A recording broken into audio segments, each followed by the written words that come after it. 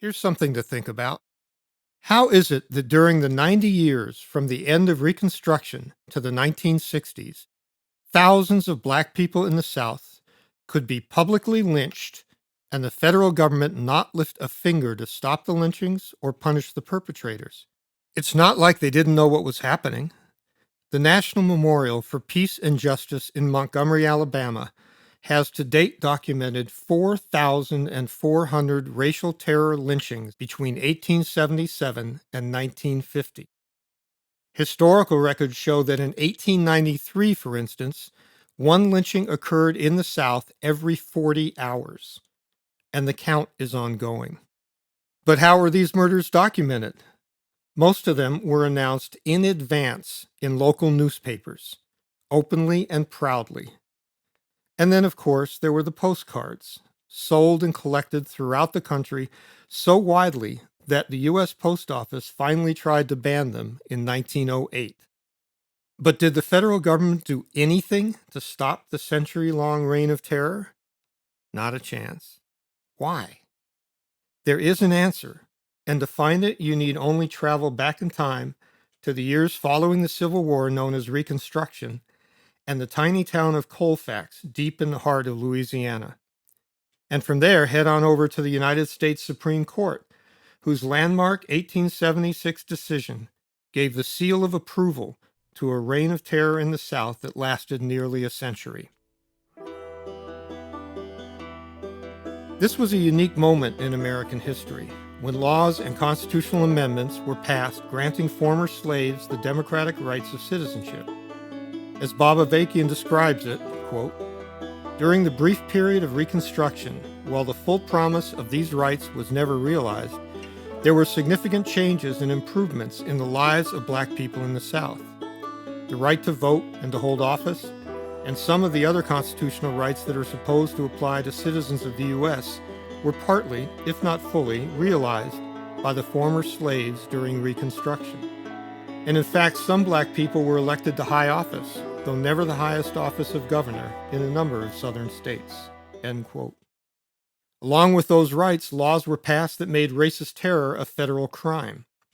But from day one, those laws, fought by former slave owners, Confederate veterans, and a significant number of white people in the South, were rarely enforced.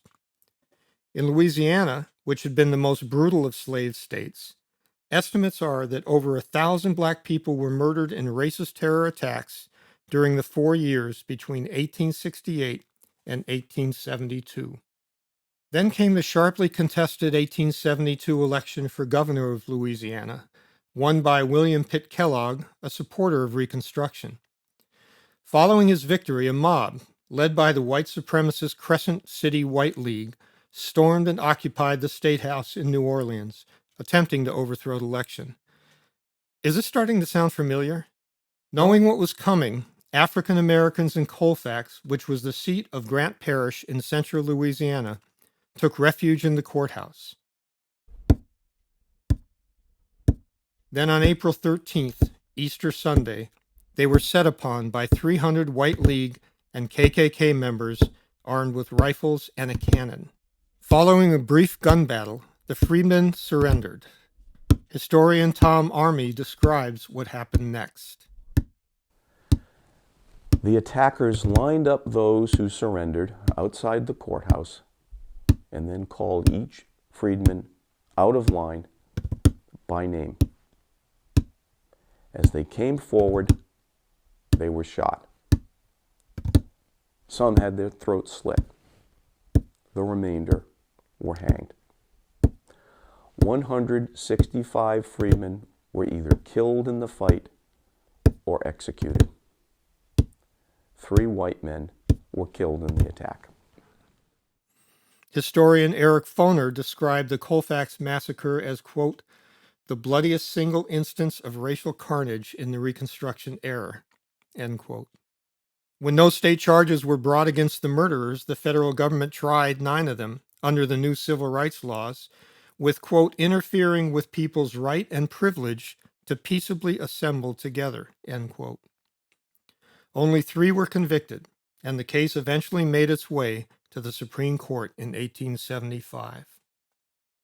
The case was the United States versus Cruikshank, and in March of 1876, the court threw out the convictions of the three murderers on the grounds that the Bill of Rights only protects black people from violations of their rights committed by the federal or state government, not by racist mobs. You heard that right.